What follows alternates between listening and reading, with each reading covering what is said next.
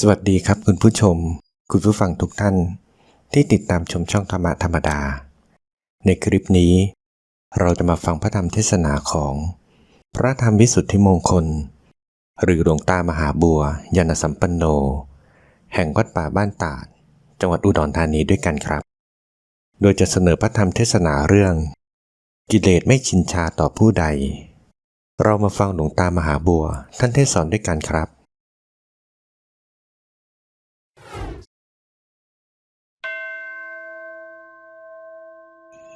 ความรู้สึกในตัวของเราทุกแง่ทุกมุมที่แสดงออกให้เป็นความรู้สึกเกี่ยวข้องกับหลักธรรมหลักวินัยอยู่เสมออย่าได้ลืมตัวพระพุทธเจ้าที่ทรงบำเพ็ญเป็นศาสดาของพวกเราก็ดีพระธรรมที่ปรากฏให้เราทั้งหลายได้พอมองเห็นร่องเห็นรอยอยู่ทุกวันนี้ก็ดีพระสงฆ์ท่านที่เป็นสรณะได้กราบสนิทอยู่ทุกวันนี้ก็ดีทั้งสามรัตนานี้เฉพาะพระพุทธเจ้าและสาวกท่านดำเนินหรือเคลื่อนไหวทุกแง่ทุกกระทงเป็นการเคลื่อนไหวและการดำเนินเพื่อเหยียบย่ำทำลายกิเลสไม่ว่าประเภทใดๆอยู่ตลอดเวลาและทุกอิริยาบถพระธรรมที่ปรากฏขึ้นมาให้เราทั้งหลายได้กราบไหว้หรือโลกได้กราบไหว้เวลานี้เกิดขึ้นมาจากการปราบปรามสิ่งปกคลุมหุ้มห่อทั้งหลายออกธรรมจึงได้ปรากฏเด่นขึ้นมาในพระทัยของพระพุทธเจ้าให้พึงคำนึงเสมออย่ามีความชินชาต่อความเป็นอยู่ต่อเพศของตนเพราะกิเลสไม่เคยชินชาต่อผู้หนึ่งผู้ใดไม่ว่าประเภทใดของกิเลสซึ่งล้วนแล้วแต่เป็นสิ่งปกคลุมหุ้มห่อจิตใจด้วยความไม่มีชินชาพอจะเบื่อหน่ายกับจิตใจดวงนั้นๆแล้วปล่อยวางทิ้งไว้เสียให้เหลือแต่ใจไม่มีกิเลสเพราะกิเลสเบื่อหน่ายภายในจิตใจของสัตว์โลกอย่างนี้ไม่มีตลอดกับไหนกันใดก็ตามต้องเป็นอยู่เช่นนั้นตลอดไปถ้าไม่มีสิ่งไปชำระสาสางหรือปราบปรามสิ่งเหล่านี้ออกสิ่งเหล่านี้จะไม่มีความเบื่อหน่ายอิ่มพอในตัวเองและสิ่งที่ตนอาศัยอยู่เช่นใจของสัตว์โลกจะมีความเกี่ยวพันกันอยู่ตลอดไปด้วยเหตุนี้ผู้ปฏิบัติธรรมจึงจะทำความชินชาต่อการประพฤติปฏิบัติต่อเพศของตนไม่ได้ขัดต่อหลักธรรมซึ่งเป็นเครื่องขัดเกลาหรือชำระกิเลสแต่ในขณะเดียวกันก็เป็นเรื่องของกิเลสทั้งนั้นบรรดาความชินชาทั้งหลายที่มีอยู่ในหัวใจของเราพึงทำความรู้สึกตัวรอบอวัยวะคือตาหูจมูกลิ้นกายใจของตัวและสิ่งเกี่ยวข้องภายนอกที่เรียกว่าอายตนะภายนอกอยู่เสมออย่าทำความชินชาอย่าทำความอิจฉาละอาใจต่อการแก้ไขถอดถอนการชำระสาสางการระมัดระวังตนเพราะสิ่งที่กล่าวมาเหล่านี้มันเป็นสมบัติเดิมของกิเลสทั้งนั้นไม่ใช่สมบัติของธรรมที่จะนำไปแก้กิเลสได้ ราะมันเป็นสมบัติของกิเลสอยู่แล้วก็ยิ่งจะเพิ่มพูนความเป็นกิเลสให้หนาแน่นขึ้นภายในจิตใจเพราะความท้อแท้อ่อนแอเป็นต้น ผู้ปฏิบัติธรรมจึงต้องตั้งท่าตั้งทางระมัดระวังตนอยู่เสมอเพราะเวลานี้เราเป็นนักบวชและได้กล้าออกอยู่ทางด้านปฏิบัติจึงเท่ากับเข้าสู่สงครามแล้วอันค่าศึกนั้นไม่อยู่ที่ไหนก็อยู่ที่ใจของเรานี่แหละแต่เวลายังไม่ได้ตั้งจิตตั้งใจที่จะชำระแก้ไขหรือปราบปรามซึ่งกันและกันแล้วก็เหมือนกับเราไม่ได้รบสงครามขณะที่เราไม่ได้รบสงครามนั้นสงครามมีความสงบภายในใจของเราหรือไม่นี่เราก็ไม่ได้คิดยิ่งขณะที่เราไม่ได้มีการต่อสู้มีการระมัดระวังมีการแก้ไขถอดถอนกับข้าศึกศัตรูได้แก่กิเลสประเภทต่างๆด้วยแล้วนั่นแหละเป็นเวลาที่กิเลสทั้งหลายเรืองอำนาจเต็มเม็ดเต็มหน่วยไม่ว่าจะแสดงออกทางด้านจิตใจและส่งออกตาม อายตนะภายในสู่อายตนะภายนอกนับแต่ตาออกไปถึงรูปเสียงกลิ่นรสเครื่องสัมผัสล้วนแล้วตั้งแต่เป็นหน้าที่การงานแห่งการกว้านกิเลสกว้านฟืนกว้านไฟเข้ามาเผาลนจิตใจของเราโดยไม่สะทกสะท้านหวั่นไหวใดๆทั้งสิ้นเพราะไม่มีเครื่องคัดค้านต้านทานกันเนื่องจากเรานอนใจเสียจนเกินตัวเข้าใจว่าเวลานี้ไม่ได้รบสงครามก็เป็นเวลาที่สงบความจริงเวลาที่ไม่ได้มีการต่อสู้กันนั่นแหละเป็นเวลาที่สงครามมันกำเริบมากคืบคลานเข้ามาเหยียบย่ำเข้ามาผลที่เราเจอก็มีแต่เรื่องความทุกข์ความทรมานทางด้านจิตใจดีไม่ดีร่างกายก็ชอกช้ำไปด้วยเมื่อมันมากต่อมากขึ้นกระเทือนถึงส่วนร่างกายด้วยเช่นอย่างคนคิดมากๆเสียใจมากๆร่างกายย่อมสู้ผอมดีไม่ดีเป็นบ้าไปเลยก็มีโรคประสาทนี่กินไม่ได้นอนไม่หลับเนี่ยคืออาฆาตศึกศัตรูมันกำเริบเพราะไม่มีทางต่อสู้ไม่รู้เรื่องการต่อสู้กันว่าเป็นอย่างไรเลยแต่นี้เรารู้พระพุทธเจ้าทรงสอนทุกแง่ทุกมุมแล้วแบบแผนการดำเนินของพระพุทธเจ้านั้นล้วนแล้วแต่เป็นการดำเนินปราบกิเลสให้ราบไปทั้งมวลสาวกท่านที่ดำเนินมาทั้งมวลปฏิปทาที่ท่านดำเนินมานั้นวิธีการที่ท่านปฏิบัตินั้นเป็นปฏิปทาและวิธีการ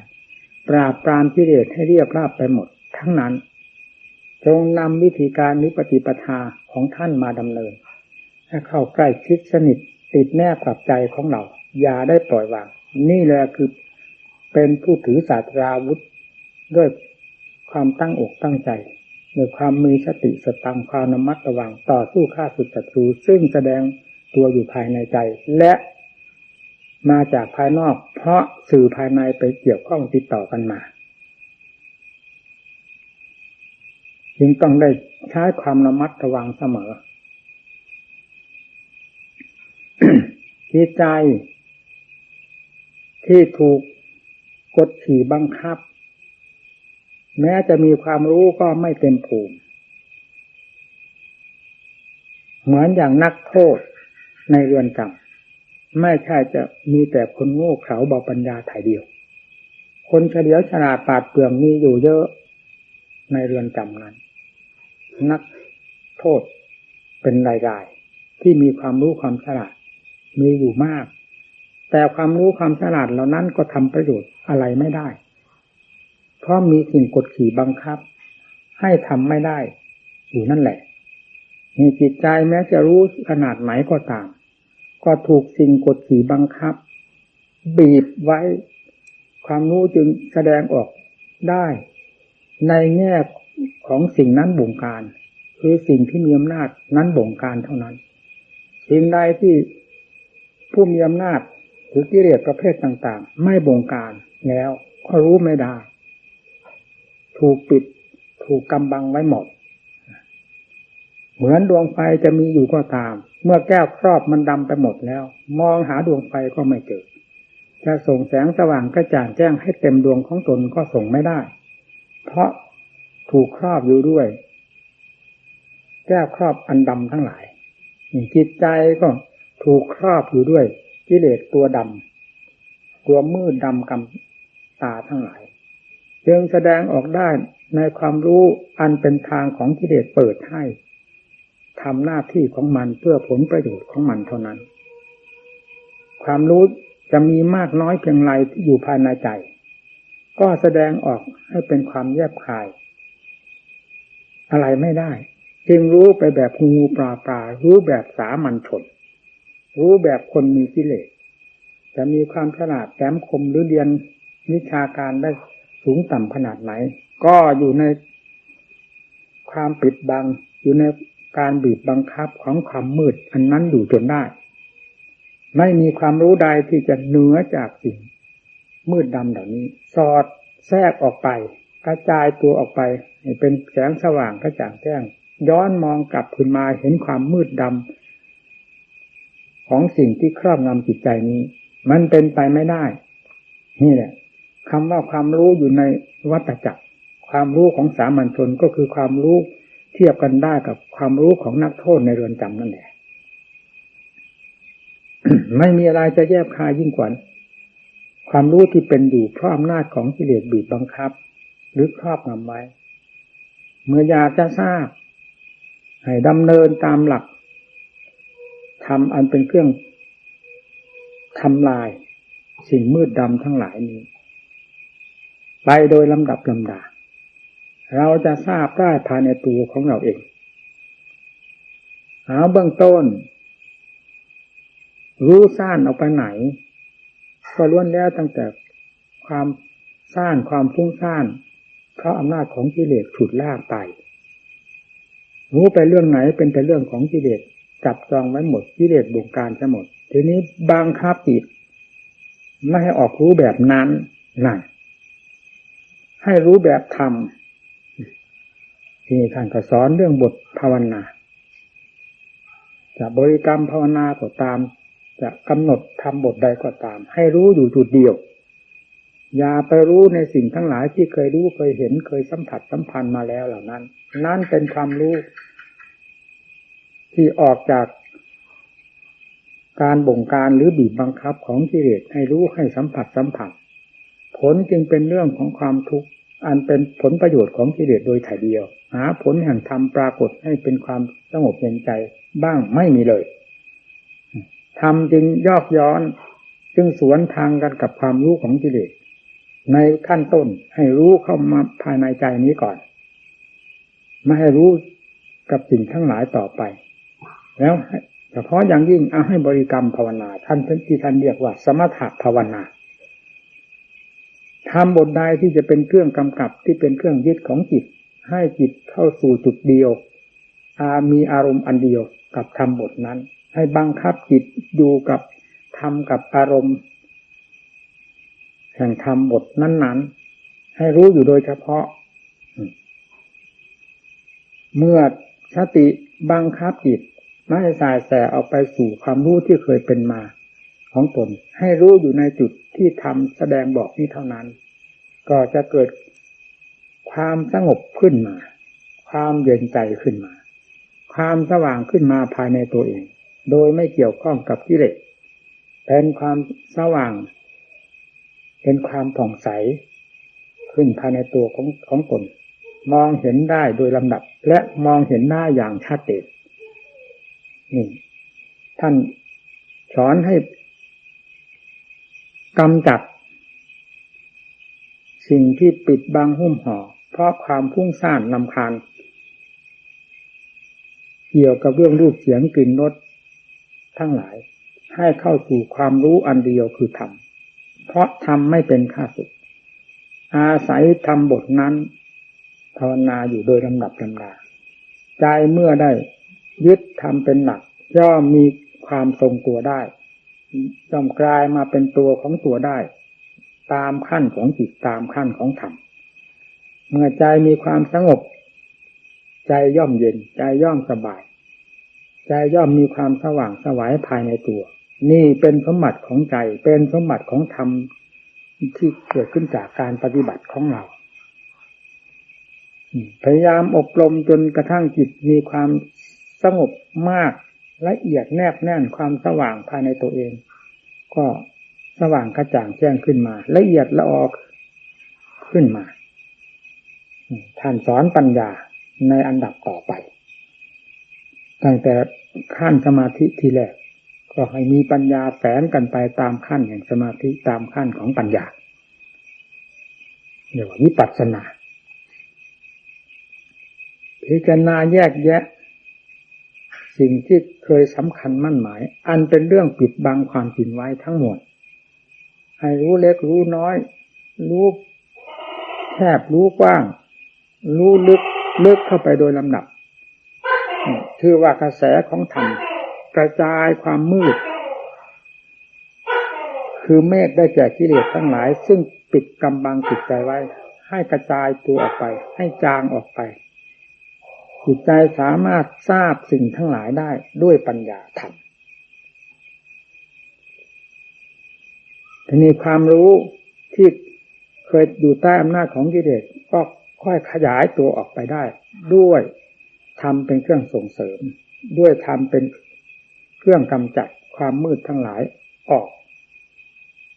ความรู้ก็กระจายออกไปหาแยก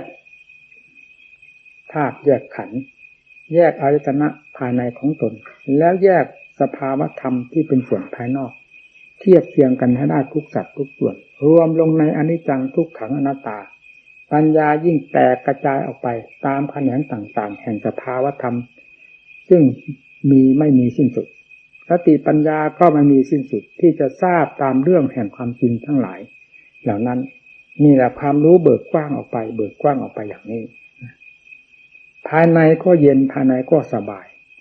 ขณะเดียวกันภายในที่เคยกดเคยถ่วงก็ถูกถอดถูกถอนออกด้วยปัญญาไปในขณะเดียวกันกับความสว่างกระจ่างแจ้งที่เห็นได้ด้วยการพิจารณานั้นๆจิตหรือความรู้นี้ก็เบิกกว้างออกไปละเอียดเข้าไปโดยลำดับ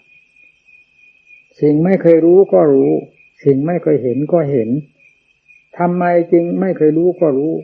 ก็เพราะสิ่งที่ไม่เคยรู้นั้นเป็นสิ่งที่มีอยู่แล้วเป็นแต่เพียงว่ามีสิ่งปิดบังหุ้มห่อใจดวงนี้ไว้ไม่ให้เห็นสิ่งที่มีอยู่นั้นตามความเป็นจริงจึงเหมือนกับสิ่งนั้นไม่มีแต่สิ่งจำปลอม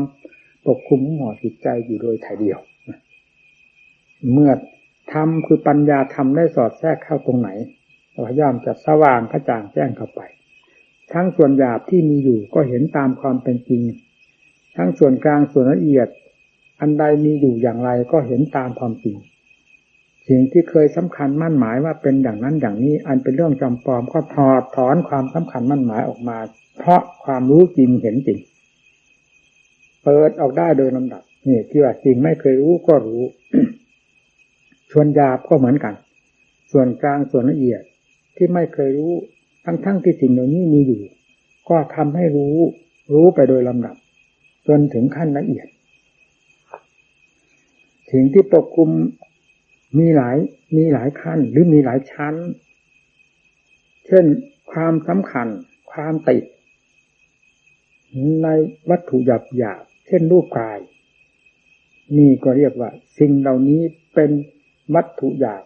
เป็นกิเลสประเภทหยาบปกคลุมจิตใจเมื่อเปิดสิ่งทั้งหลายเหล่านี้ออกได้ด้วยอำนาจของปัญญาแล้วสิ่งที่ปิดบังในท่ามกลางก็คือขันธ์สี่พวกเวทนาสัญญาสังขารวิญญาณซึ่งเป็นสิ่งปิดบังแต่ละอย่างละอย่างเท่านั้นต่างกันแต่ความหยาบละเอียดแห่งสิ่งปิดบังนั้นๆปัญญาก็ที่ได้ฝึกฝนอบรมตนมาซึ่งเป็นคู่ควรกับสภาวธรรมทั้งหลายเหล่านี้ย่อมทราบสภาวธรรมทั้งหลายเหล่านี้ตามเป็นจริงเช่นเดียวกับส่วนหยาบ แล้วปล่อยวางสลัดตัดทิ้งออกจากตัวของตัวได้แก่ใจที่เรียกว่าถอนอุปาทานความยึดมั่นถือมั่นจิตยิ่งสว่างกระจ่างแจ้งออกไปโดยลำดับเพราะสิ่งที่ปิดบังหนึ่งชั้นได้แก่วัตถุหยาบมีรูปกายเป็นต้นส่วนปานกลางมีพวกเวทนาสัญญาสังขารวิญญาณเป็นสำคัญก็เปิดออกด้วยปัญญาขั้นนี้และเปิดเข้าไปส่วนที่ละเอียดสุดปกคลุมหุ้มห่อจิตอย่างละเอียดสุดปัญญาก็ละเอียดสุดกำจัดกันออกได้โดยสิ้นเชิงได้แก่เชื้อแห่งภพแห่งชาติอวิชชาปัจจยาสังขาราเป็นวาระสุดท้ายเปิดออกหมดด้วยอำนาจของสติปัญญาที่เป็นของคู่ควรกันกับการปราบกิเลสที่ปกคลุมหุ้มห่ออย่างละเอียดออกหมดไม่มีสิ่งใดเหลือนั่นแหละที่นี่จิตที่เคยรู้มาแต่ก่อนเป็นมาอย่างไรกับจิตนับแต่ขณะที่สิ่งหุ้มห่ออันละเอียดไม่ต้องพูดถึงอย่างหยาบอย่างกลางอันละเอียดนั้นได้สลายตัวไปหมดแล้วความรู้นี้เป็นอย่างไรนี่แหละที่เรียกว่าความรู้เป็นอิสระความรู้ไม่มีอะไรปิดบังความรู้ไม่มีอะไรบีบบังคับความรู้ไม่อยู่ใต้อำนาจของสิ่งใดขึ้นชื่อว่าสมมุติในสามแดนโลกธาตุนี้ได้สลัดตัดทิ้งออกหมดแล้วอยู่เหนือสภาพสมมุติทั้งหลายแล้วจึงเป็นความรู้ที่เต็มตัวเต็มภูมิของใจของอัตของธรรมไม่มีอัดไม่มีอั้นไม่มีขอบเขตว่ากว้างว่าแคบว่าลึกตื้นอย่างละเอียดรู้ไปได้หมดทุกแห่งทุกหนไม่ว่าสภาพหยาบกลางละเอียดตลอดทั่วถึงเพราะไม่มีสิ่งใดมากีดกันนี่ความรู้ประเภทนี้แหละเป็นความรู้ประเภทที่อัศจรรย์ท่านกล่าวไว้ในธรรมจักรกับปวัตตสูตรก็ว่าญาณังอุตตปาดินะไม่เพียงแต่ใจเท่านั้นเมื่อได้เปิดสิ่งทั้งหลายที่ปกคลุมหุ้มห่อนี้ออกหมดแล้วนั้นญาณังอุตตปานี้ก็ให้เกิดขึ้นคือเป็นขึ้นภายในใจดวงนั้นแหละวิชชาอุตตปานี้ก็ปรากฏขึ้นในใจดวงนั้นอาโลโกอุตตปานี้ก็ได้ปรากฏขึ้นเป็นหนึ่งอันเดียวกันเวิ้งว้างไม่มีอะไรเป็นขอบเป็นเขตเพราะคำว่าขอบว่าเขตนั้นเป็นสิ่งสมมุติทั้งหมดจะเรียกว่าอวกาศของจิตเทียบกับอวกาศของโลกก็ไม่ถูกไม่มีอะไรเป็นเครื่องดึงดูดรูปก็มีเสียงก็มีกลิ่นก็มีรสเครื่องสัมผัสต่างๆก็มีตาหูจมูกลิ้นกายใจของเรานี่ก็มีอยู่อย่างสมบูรณ์ด้วยกันแต่ไม่มีสิ่งใดมาดึงดูดจิตใจนี้มากดขี่บังคับจิตใจนี้ไม่มีเชื้อภายในจิตใจที่จะให้ดูดดื่มกับสิ่งทั้งหลายนับแต่ธาตุขันธ์ของตนออกไปสู่สภาวะธรรมภายนอกไม่มีประมาณหมดความดึงดูดเห็นก็สักแต่ว่าเห็นได้ยินสักแต่ว่าได้ยินสัมผัสสัมพันธ์ก็สักแต่ว่าสัมผัสสัมพันธ์ไปเท่านั้นไม่ติดไม่พันไม่อัดไม่อั้นไม่ตีบไม่ตันไม่มีอะไรมาบังคับบัญชาเป็นสภาพที่ว่างเปล่าจากสมมุติทั้งมวลอยู่ตลอดเวลานั่นคือจิตที่เป็นวิมุตติคือจิตที่ทรงความรู้เต็มภูมิของตนในขณะที่ยังครองขันธ์อยู่ก็เห็นได้อย่างชัดๆไม่มีอะไรมาปิดมากีดมากั้นมากันเป็นความรู้อิสระผิดกับความรู้ดั้งเดิมที่เคยเป็นมา ถ้าจะเทียบกับเป็นโลกทั้งสองก็เรียกว่าคนละโลกถ้าไม่เทียบก็เรียกว่าความรู้ของโลกความวิวัตะความรู้ของวัตโลกกับความรู้ของวิวัตธรรมเทียบกันได้เท่านั้นนี่แหละพระพุทธเจ้าและสาวกทั้งหลายท่านปราบกิเลสตัวกีดกันตัวปกคลุมหุ้มห่อให้อยู่ในขอบเขตให้อยู่ในข้อบังคับให้อยู่ในเรือนจำออกได้โดยสิ้นเชิงแล้วทำลายหมดตลอดเรือนจำสถานที่หรือสิ่งคุมขังสิ่งที่เป็นอำนาจบีบบังคับทั้งหลายไม่มีเหลือเรือนจำก็ทำลายผู้ควบคุมในเรือนจำก็ทำลายหมดนี่ท่านกล่าวไว้ใน อันนี้เป็นพุทธภาษิตที่พระพุทธเจ้าทรงอุทานเสียเองว่าอเนกชาติสั่งสารังสันทาวิสั่งอนิพิสั่งอาหากาลังกเวสันโตอุฆ่าชาติปุณปุนังนาหากาลกดิโทสิปุณเยหังนากาหสิสัพเบเตภาสุกาภักรากหะกูตังวิสั่งขตังวิสั่งฆ่ารกตังจิตตังตันห้ามนังขยมัชฌกานี่เป็นพระพุทธภาษิตที่ทรงพูดเย้ยถ้าได้จะพูดแบบโลกพูดเย้ยพูดถากเจ้ากิเลสตัณหาอวิชชาโดยใจความย่อๆก็ว่าเมื่อญาณความรู้แจ้งเห็นจริงที่ทันสมัยในการปราบฆ่าศึกศัตรูของเรายังไม่เกิดยังไม่มีเราจำต้องเสาะแสวงหาและท่องเที่ยวไปในสังสารจักรสังสารวัฏนี้หาประมาณไม่ได้ที่เรียกว่าอเนกชาติไม่ใช่เพียงชาติหนึ่งชาติเดียวเท่านั้นจนนับประมาณไม่ได้แล้วก็เสาะแสวงหาในช่างเรือนพระเจ้าตัณหาหรือเป็นไปตามนายช่างเรือนคือตัณหาอยู่ตลอดเวลาทำให้เกิดแล้วตายแต่แล้วเกิดซึ่งเป็นเรื่องหาบกองทุกข์ทั้งหมดนั่นว่าลูกฆ่าชาติปุณปุนังการเกิดแต่ละครั้งละครั้งนั้นเป็นเรื่องของกองทุกข์ทั้งมวลปุณปุนังบ่อย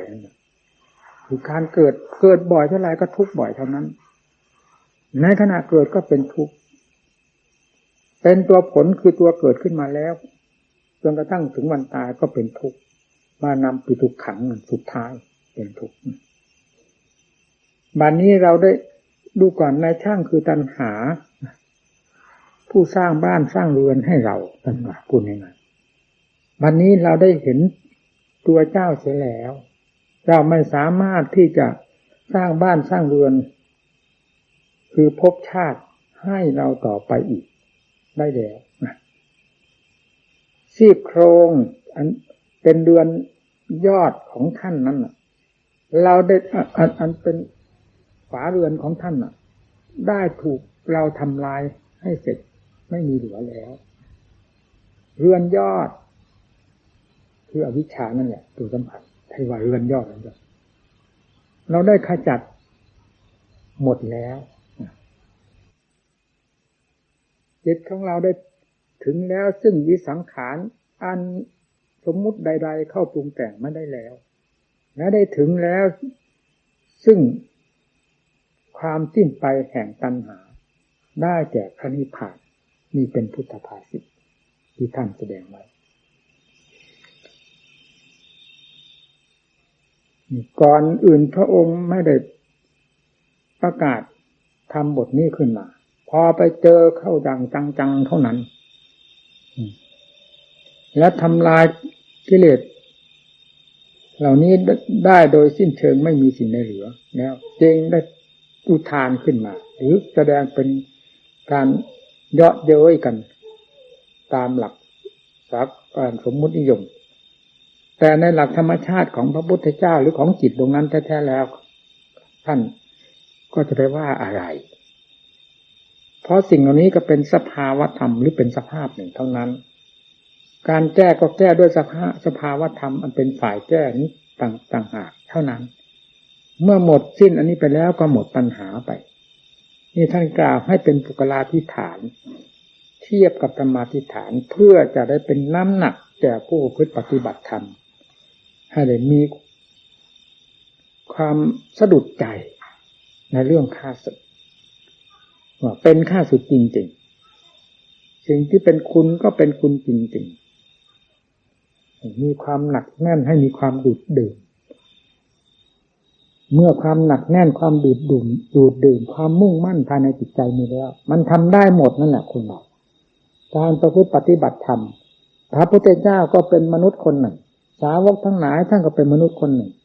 เราก็เป็นมนุษย์คนหนึ่งหัวใจเต็มตัวอยู่เช่นเดียวกันเมื่อมีความเชื่อความเลื่อมใสได้ฟังเหตุฟังผลเรื่องสุขเรื่องทุกข์เรื่องดีเรื่องชั่วเรื่องคุณเรื่องโทษอย่างถึงใจแล้วทำไมจะไม่มีกำลังเพื่อแหวกว่ายตะเกียกตะกาตนออกเพื่อก้าวเข้าสู่มหาคุณได้แก่ตัณหานังสยมัชฌกาคือความสิ้นไปแห่งความอยากทั้งมวลนับแต่ส่วนหยาบส่วนกลางส่วนละเอียดสุดเรียกว่าตัณหาทั้งนั้นหมดต้องเป็นไปได้กำลังใจเป็นสำคัญลงกำลังใจได้เข้าจุดไหนแล้วเป็นแหลกแตกกระจายไม่มีเหลือไม่มีกำลังใดที่จะมากยิ่งมีอำนาจมากยิ่งกว่ากำลังใจขอให้เกิดความเชื่อความถึงใจเถอะการทำก็ถึงใจความมุ่งมั่นก็ฝังใจความเพียรเป็นมาเองการที่จะพยายามปลูกฝังศรัทธาความเชื่อขึ้นในเบื้องต้นพอได้เห็นผลอันเป็นเชื้อแห่งความอุตสาห์พยายามต่อไปนี้เป็นความลำบากด้วยกันทั้งนั้นแหละไม่ว่าพระพุทธเจ้าไม่ว่าสาวกแต่ความพยายามความตะเกียกตะกายนี้เป็นทางที่ถูกต้องดีงามสามารถจะยังเราให้หลุดพ้นจากทุกข์ไปได้ด้วยกันเป็นสิ่งที่ควรสนใจเป็นฝ่ายใจเป็นสิ่งที่ควรหนักแน่นในธรรมเหล่านี้อย่าปล่อยให้กิเลสหรืออย่าปล่อยช่องว่างให้กิเลสเข้ามาช่วยเอาธรรมทั้งหลายไปกินเสียแล้วเหลือตั้งแต่ร่างกระดูกเปล่าๆไม่เกิดประโยชน์อะไรสัตว์โลกมีด้วยกันทั้งนั้น ทุกท่านที่มาอบรมศึกษาลองนิมนต์อบรมศึกษาให้ถึงใจอย่าสักแต่ว่ามาเฉยๆไม่เกิดประโยชน์อันใดมาเพื่อศึกษาทางหูทางตาทางไหนสัมผัสสัมพันธ์เข้ามาสู่ใจให้ใช้สติปัญญาพินิจพิจารณาเพื่อเลือกเป็นสิ่งที่ผิดที่ถูกและยึดไว้ในสิ่งที่เป็นสาระอันใดไม่ดีให้รีบกำจัดตัดเป่าออกไปอย่าได้อยู่ด้วยความประมาทนอนใจสิ่งเหล่านี้เราเคยอยู่แล้วและเคยเป็นพิษเป็นภัยต่อเรามามากต่อมากแล้วถ้าเราไม่เชื่อธรรมของพระพุทธเจ้าเราไม่มีทางจะออกจากกองทุกข์มหันตทุกข์ทั้งหลายนี้ได้ตลอดไปมีธรรมเท่านั้นเป็นเครื่องจะฉุดลากเราให้ออกไปได้จึงต้องพยายามในธรรมทั้งหลายวิริยะธรรมเป็นสำคัญหลักใหญ่ก็คือสติธรรมปัญญาธรรมวิริยะธรรมเป็นเครื่องหนุนให้สติธรรมปัญญาธรรมทำหน้าที่สืบเนื่องกันไปและขยายตัวให้เป็นวงกว้างและละเอียดแหลมคมเข้าไปเป็นลำดับกิเลสมีอยู่มากน้อยจะมีอยู่ที่หัวใจนี้เท่านั้นไม่มีอยู่ที่ไหนสติปัญญาผลิตขึ้นที่หัวใจความเพียรหนุนที่ใจจะไม่พ้นจากความพังทลายแห่งกิเลสทั้งหลายไปได้ด้วยธรรมที่กล่าวมาเหล่านี้เลยธรรมนี้เป็นธรรมสดๆร้อนๆเหมาะสมกับการปราบกิเลสอยู่ตลอดเวลาขอให้นำเข้ามาขอให้ส่งเสริมให้ผลิตขึ้นให้มีกำลังกล้าอย่าได้นอนอกนอนใจเราจงถือเอาชาติปัจจุบันของเรานี้ เป็นหลักประกันแห่งความทุกข์ทั้งหลายตลอดถึงชาติความเกิดชราความแก่พยาธิความตายทั้งอดีตที่เป็นมาแล้วและอนาคตที่จะเป็นไปข้างหน้าจะไม่นอกเหนือจากจิตดวงที่ฝังยาพิษคือเชื้อแห่งความเกิดไว้ภายในตัวเองนี่เลยจะพาให้ไปเกิดในสถานที่ต่างๆรุ่มๆดอนๆสูงๆต่ำๆเพราะอำนาจแห่งวิบากกรรมดีชั่วที่กิเลสพาให้ทำนี่เป็นหลักความจริงให้หนักแน่นลงที่ตรงนี้อย่าไปรูปๆคำๆเดือนปีนาทีโมงสถานที่นั่นสถานที่นี่เกิดหรือไม่เกิดเคยเกิดหรือไม่เคยเกิดเคยตายหรือไม่เคยตายชาติหน้ามีไม่มีหรือไม่มีอย่าไปหลงกลมายาของกิเลสที่มันวาดภาพออกหลอกตัวของเราแต่ตัวของมันเองเหยียบย่ำทำลายอยู่ภายในจิตใจของเรานี้แล้วเหยียบย่ำทำลายไปทุกภพทุกชาติก็คือกิเลสที่เองพาให้เกิดพาให้ตายจะเป็นผู้ใดในสามแดนโลกธาตุนี้มีกิเลสเท่านั้นพาให้เราเกิดเราตายเลยมาทำไมเราจะหลงกลมายาของกิเลสว่าเคยเกิดหรือไม่เคยเกิดเคยตายหรือไม่เคยตายแล้วชาติหน้ามีหรือไม่มีทำไมจะหลงกลของมันอีกทำประกาศกังวานอยู่ทุกระยะเวลาเฉพาะอย่างยิ่งในพระพุทธเจ้าของเราองค์ปัจจุบันนี้ก็ประกาศมาได้ 2,500 ปีดุข้าชาติปุณณปูนังตะกี้นี้ได้ยกพุทธภาษิตที่พระพุทธเจ้าประทานเสียเองหรือทรงอุทานเองเป็นความจริงแค่ไหนลงศาสนาได้อุทานขึ้นมาเสียเองเรายังจะเห็นกิเลสทั้งหลายวิเศษยิ่งกว่าพระพุทธเจ้าอยู่หรือเราจึงไปเชื่อมันว่าตายแล้วเกิดหรือไม่เกิดทุกข์หรือไม่ทุกข์ตายแล้วสูญหรือไม่สูญหรือจะได้เกิดอีกแบกทุกข์มาเพราะกิเลสพาให้เกิดให้ตายเท่าไหร่แล้วเรายังไม่รู้เนื้อรู้ตัวอยู่หรือทำประกาศกลางวานอยู่ตลอดมาตั้งแต่วันพระพุทธเจ้าตรัสรู้เฉพาะองค์ปัจจุบันนี้ดุข้าชาติปุณณปูนังนั่นตะกี้นี้ก็ยกขึ้นแล้วตั้งแต่อเนกชาติสังสารังในช่างเรือนคือตัณหาได้แก่อะไรถ้าไม่จะไม่ได้แก่พวกอวิชชาตัณหาอุปทานเหล่านี้จะได้อะไรมันอยู่ที่ไหนเวลานี้อยู่ที่ใจมันสูญไปไหนทำไมภพชาติจะสูญเมื่อกิเลสนี้ยังไม่สูญภพชาติจะเอาสูญมาจากไหนก็กิเลสเป็นผู้ผิดภพผิดชาติขึ้นแท้ๆให้เห็นอย่างปัจจุบันทันตาอยู่เวลานี้ตัวของเรานี่ตัวภพตัวชาติหรือตัวอะไรเห็นอยู่เวลานี้ใครเป็นผู้ผิดขึ้นมาถ้าไม่ใช่กิเลสตัวนี้ตัวที่พระพุทธเจ้าประกาศกลางวันให้เราทั้งหลายได้ทราบตัวมหาภัยอยู่ตลอดมาตั้งแต่อเนกชาติที่สังสารังจนกระทั่งถึงวิสังหารกตังจิตตังตัณห้านางพญมัจฉกาแน่หรือไม่แน่พระพุทธเจ้าเราจะกราบใครถ้าไม่กราบพระพุทธเจ้าพระองค์เอกที่ทรงอุทานออกมาด้วยความรู้จริงเห็นจริงของพระองค์นี้เราจะกราบใครหรือจะกราบกิเลสตัวตายแล้วเกิดหรือไม่เกิดดีนะทุกข์หรือไม่ทุกข์หนาหนึ่งเนี่ยก็มันอยู่บนหัวใจเรากิเลสตัวนี้อยู่ที่หัวใจเราลากเราไปเกิดที่นั่นลากเราไปเกิดที่นี่แล้วยังสงสัยอะไรอีกผลก็เห็นกันอยู่นี่เป็นรูปเป็นกายอยู่นี่เวลานี้ความทุกข์ความลำบากแม้ภายในจิตใจมันก็ผิดทุกข์ขึ้นมาให้เราเห็นอยู่เป็นประจำเรายังไม่ทราบอยู่เลยว่ากิเลสพาให้เราเป็นทุกข์แล้วเรายังไม่ยอมเชื่อธรรมของพระพุทธเจ้าอยู่เลยดุข้างชาติปุณะดุข้าชาติปุณะปุณะนั่นสาระธรรมที่สำคัญมากก็คืออเนกชาติสังสารังเนี่ยที่พระพุทธเจ้าทรงประกาศเสียเองและทรงเย้ยตัณหาก็กิเลสประเภทต่างๆก็ประกาศอยู่แล้วอย่างที่กล่าวมาตะกี้นี้กหากาและกดิษโทสิเนี่ยดูก่อนนายช่างเรือนคือตัณหาเนี่ยท่านผู้อันเราได้เห็นหน้าเธอเป็นผู้อันเราได้เห็นหน้าแล้วเวลานี้ได้เห็นหน้าเห็นตาเธอแล้วตัวที่พาให้เกิดให้ตายลากเราไปในภพนั้นภพนี้ภพน้อยภพใหญ่ให้เราได้รับความทุกข์ความทรมานทุกข์มหันตทุกข์เพราะเธอนี่เราได้เห็นหน้าแล้วตัวสำคัญน่ะแต่ก่อนเราไม่รู้เราไม่เห็นตั้งแต่ความทุกข์รู้แต่ความทุกข์ที่บีบคั้นอยู่ตลอดเวลาไม่เห็นผู้ผิดทุกข์ขึ้นมา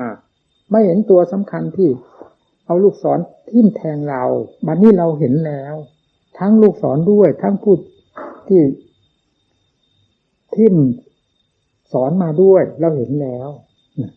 พูดชัดๆว่าอย่างนี้แล้วก็ท่านก็บอกว่าอะไรนักอะไรที่ว่านักกาหสิดีปุณะเยหังนักกาหสิต่อไปนี้เจ้าจะไม่สร้างบ้านสร้างเรือนคือภพคือชาติให้เราได้อีกแล้วนั่นท่านประกาศขนาดนั้นจะสร้างได้เฉพาะที่เป็นมาแล้วเท่านั้นบัดนี้เราได้เห็นหน้าเห็นตาแล้วพร้อมตั้งฆ่าให้แหละไม่มีอะไรเหลือแล้วถ้ามันไม่มาสร้างบ้านสร้างเรือนคือตัวภพตัวชาติให้เราได้อีกต่อไปแล้วอะไรๆถูกทำลายหมดอย่างที่กล่าวไปแล้วนะเราทำลายหมดแล้วเรือนยอดก็หมายถึงอวิชชาเราขจัดแล้วนะถึงแล้วจิตเราถึงแล้วซึ่งวิสังขารหมายถึงว่าเหนือสิ่งที่ปรุงแต่งทั้งหลายแล้วอย่ามาปรุงได้อีกเลยอย่าเข้าใจว่าจะมาปรุงได้อีกเลยนะจิตเราได้ถึงแล้วซึ่งนิพพานให้แก่ปัญหาหนอความอยากแม้ละเอียดสุดอันเป็นเรื่องของกิเลสขาดสะบั้นไปหมดแล้วเราไม่เชื่อพระพุทธเจ้าพุทธอุทานนี้เชื่อใครกิเลสมันอุทานที่ตรงไหนว่าได้รับความสุขความสบายเพราะมันนั่นน่ะพิจารณาสิทำไมจึงเชื่อเอานักหนาเชื่อเอาแบบไม่ลืมหูลืมตาแล้วยังจะเชื่อมันอีกแบบไม่ลืมหูลืมตาตลอดไปเหรอพุทธังธัมมังสังฆังฉามิประกาศกังวานอยู่ทำไมไม่น้อมที่จะลงไปลองฝ่าพระบาทท่านเพื่อจะกำจัดตัดภัยทั้งหลายที่ติดตามเราแนบสนิทมานี่ให้มันกระจายตัวออกไป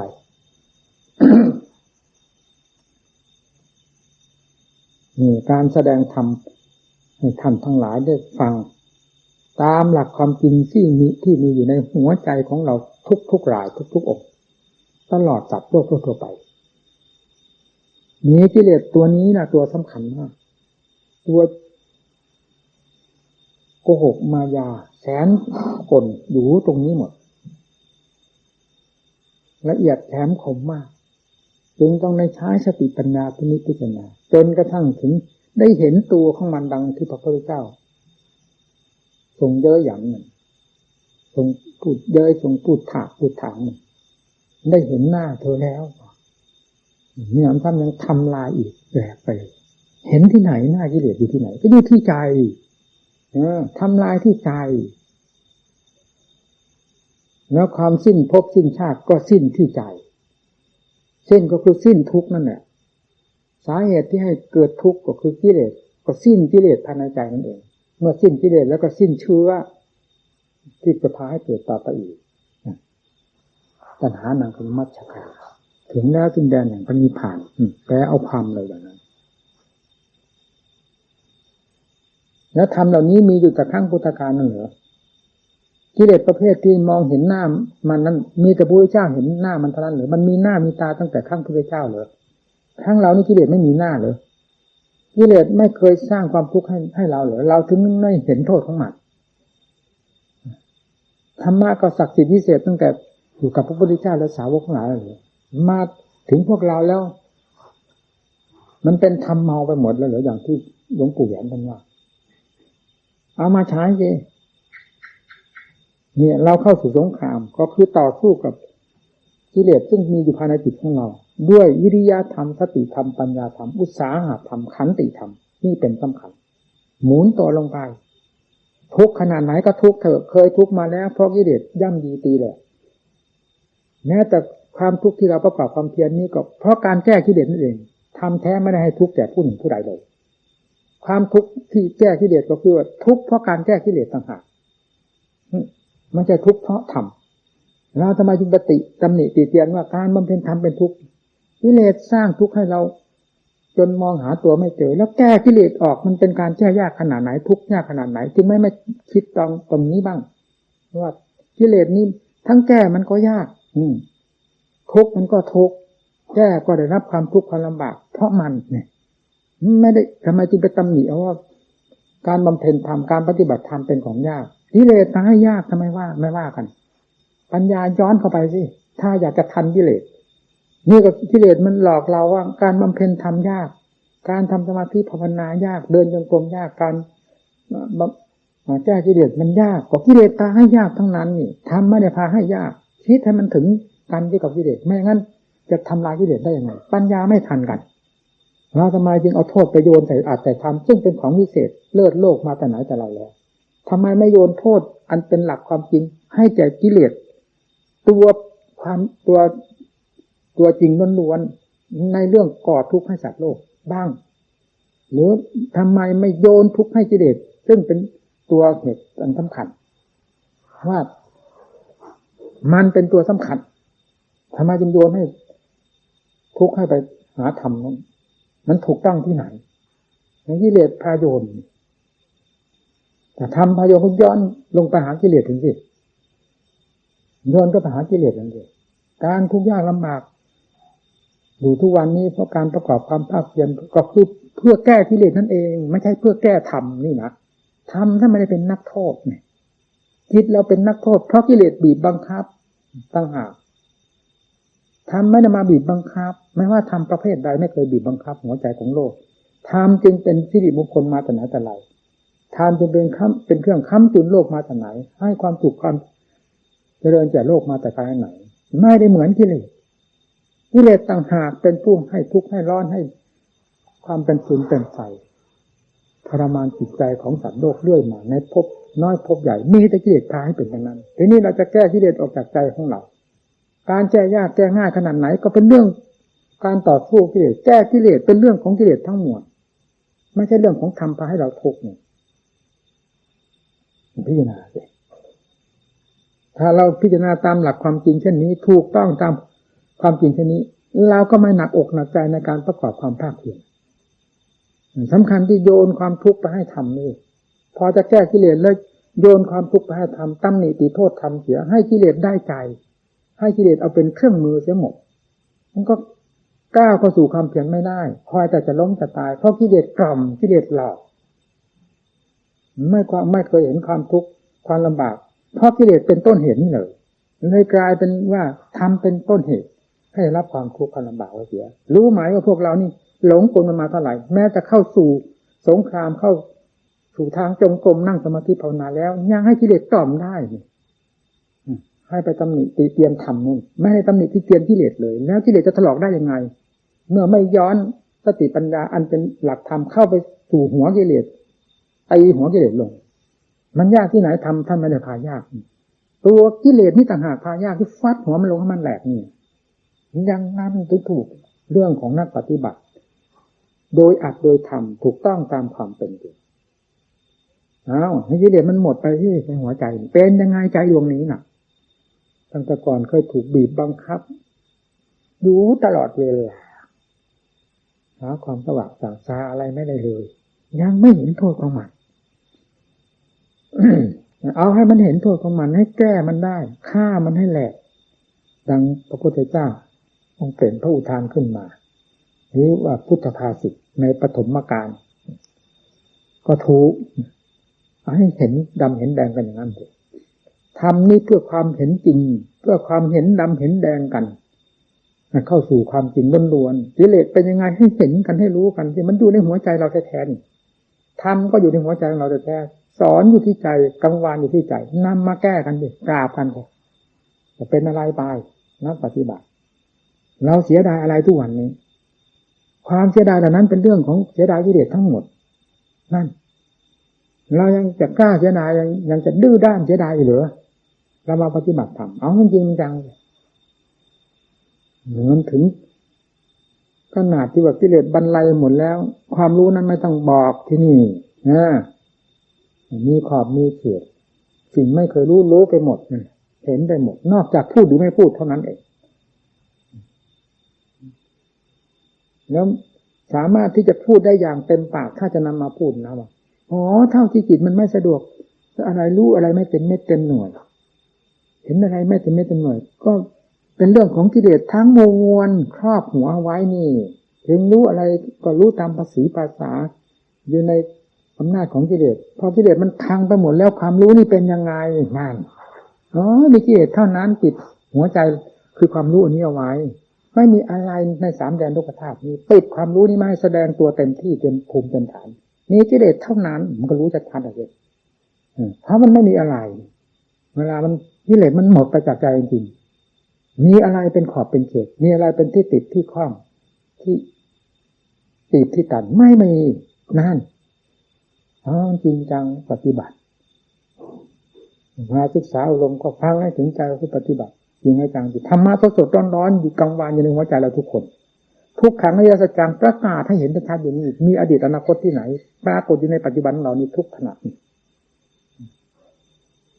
สมุทัยอริยสัจจังกิเลสมันมีที่หลับที่นอนเมื่อไหร่มันมีหมอนมีมุ้งที่ไหนมันทำงานอยู่บนหัวใจของเราตลอดเวลาทำไมมักจะฆ่ากิเลสทิ้งนี่เป็นเสือแต่หมอนมัดเต็มตัวดับทุกข์ก็มีแต่เรื่องดังครอบดับทุกข์นั่นหรือว่าพระพุทธเจ้าพาดับทุกข์ดับบนเสือบนหมอนที่มัดติดตัวแล้วหลับไม่ตื่นดังครอบนั่นเหรอนิโรธความดับทุกข์นั่นมันคือนิโรธของคนตายถ้าหมดลมหายใจแล้วมันก็ตายเท่านั้นแหละมันดังครอบเอาละพูดเท่านั้นเหนื่อยพูดไปพูดมา